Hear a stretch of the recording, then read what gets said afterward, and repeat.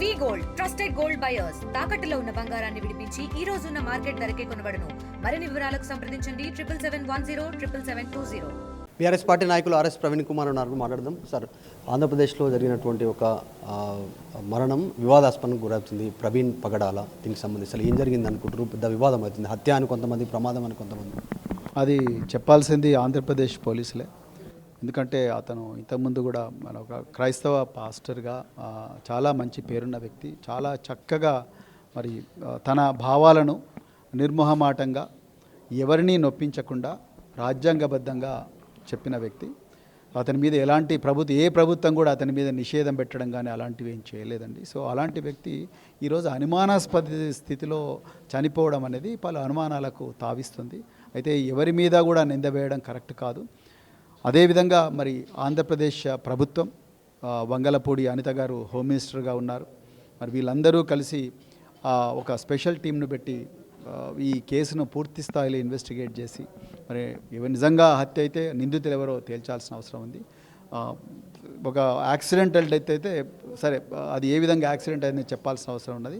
కానీ మరి చాలా సంఘాలు కూడా ఇది యాక్సిడెంటల్ డెత్ కాదు, ఇది ఒక హత్యనే అని చెప్పేసి మరి ఆరోపిస్తున్నారు. కాబట్టి మరి విశాల ప్రయోజనాలు దృష్టిలో పెట్టుకొని మరి వారి మీద ఇంతకు ముందే చాలాసార్లు కూడా కొన్ని మతోన్మాద శక్తులు వారి మీద ఏమంటారు, మీ మీద దాడి చేస్తామని చెప్పేసి చెప్పిన విషయాన్ని కూడా దృష్టిలో పెట్టుకొని తప్పకుండా దీని మీద పూర్తి స్థాయి విచారణ జరిగి దోషులు ఎవరైనా ఉంటే వాళ్ళని తప్పకుండా శిక్షించాలని చెప్పేసి నేను ఆంధ్రప్రదేశ్ ప్రభుత్వాన్ని డిమాండ్ చేస్తున్నాను. పవన్ కళ్యాణ్ సనాతన ధర్మం గురించి మాట్లాడుతున్న సందర్భంలోనే ఇవన్నీ ఎక్కువ అవుతున్నాయి, ఇది కూడా అందులో భాగంగానే జరిగింది అనేటువంటిది కొన్ని క్రైస్తవ సంఘాలు ఆరోపిస్తూ ఉన్నాయి. అందులో ఈ విషయంపైన మీరు ఎట్లా నిజమే అనుకుంటారో? అందులో కొంచెం వాస్తవం.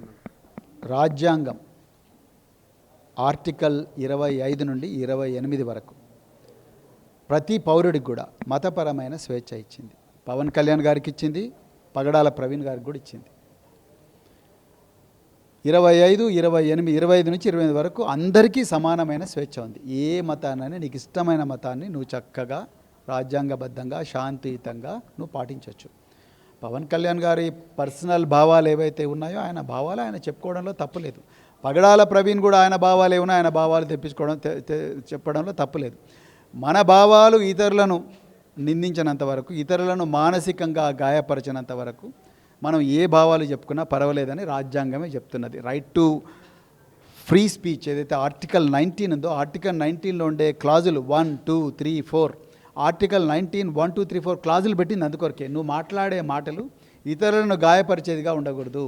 నువ్వు మాట్లాడే మాటలు రెండు మతాల మీద, రెండు కులాల మధ్యలో కొట్లాటలు తీసుకొచ్చేగా ఉండకూడదు. నువ్వు మాట్లాడే మాటలు రేపొద్దున దేశ భద్రతకు, దేశ ఆంతరింగిక భద్రతకు ఇబ్బంది పెట్టే విధంగా ఉండకూడదు అనేది ఆర్టికల్ 19 నుండి 1, 2, 3, 4 క్లాజులు చెప్తున్నాయి. అదేవిధంగా ఆర్టికల్ 21లో అలాంటి క్లాజులు పెట్టలేదు రాజ్యాంగం. Article 21 right to life. నువ్వు ఎవరైనా కావచ్చు, హిందూ కావచ్చు, ముస్లిం కావచ్చు, క్రిస్టియన్ కావచ్చు, నీకు బతికే హక్కు ఉన్నది. అది గౌరవించాల్సింది, కాపాడాల్సింది ప్రభుత్వం అని చెప్తా ఉన్నది. పవన్ కళ్యాణ్ గారి భావాలు పవన్ కళ్యాణ్ గారు తప్పులేదు, ఆయన అట్లా అనుకోవడంలో తప్పులేదు, ఆయనకు ఆ హక్కు ఉన్నది. పగడాల ప్రవీణ్ కూడా ఆయన క్రైస్తవ మతం పాటించడంలో ఆయనకు ఆ తప్పులేదు. ముస్లిం సోదరులు మహమ్మద్ ప్రవక్త గారిని పాటించడంలో తప్పులేదు. సో రాజ్యాంగమే ఇచ్చింది. సో అందుకొరకు నేను దాని మీద కామెంట్ చేయనండి, రాజ్యాంగమే చెప్తాను. చాలా వివాదం అవుతుంది. అక్కడ ఉన్నటువంటి వారికి ఏం చెప్తారు? మీరు పోలీస్ ఆఫీసర్గా పనిచేసిరు, ఇప్పుడు పాలిటిక్స్లో ఉన్నారు, ఏం చెప్తారు అక్కడ జరుగుతున్న వివాదాలకు? చట్ట ప్రకారం పనిచేయండి, నిజం ఏందో తెలుసుకోండి, ఎలాంటి రాజకీయ ఒత్తిళ్లకు లోను కాకండి, నిష్పక్షపాతంగా పనిచేయండి, బాధితులకు న్యాయం చేకూర్చండి, నిందితులు ఎవరైనా ఉంటే వాళ్ళని పట్టుకొని శిక్షించండి. అదే నేను చెప్తాను. Thank you.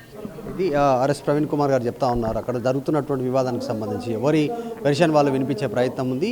దాని మీద పోలీసులు చెప్పాలి, అక్కడ ఉన్న ప్రభుత్వం దర్యాప్తు చేయాలి, అసలు విషయాలు ఏం జరిగింది అనేటువంటిది వాళ్ళు చెప్పాల్సినటువంటి అవసరం ఉందనేటువంటి ఆర్ఎస్ ప్రవీణ్ కుమార్ చెప్తున్నారు. వీడియో జర్నలిస్ట్ గణేష్తో మధు మల్కేడికర్, హైదరాబాద్. మరిన్ని వీడియోస్ కోసం ఛానల్ ని సబ్స్క్రైబ్ చేయండి. లేటెస్ట్ అప్డేట్స్ కోసం వాట్సాప్ ఛానల్ ని ఫాలో అవ్వండి. ఆ లింక్ డిస్క్రిప్షన్ లో ఉంది.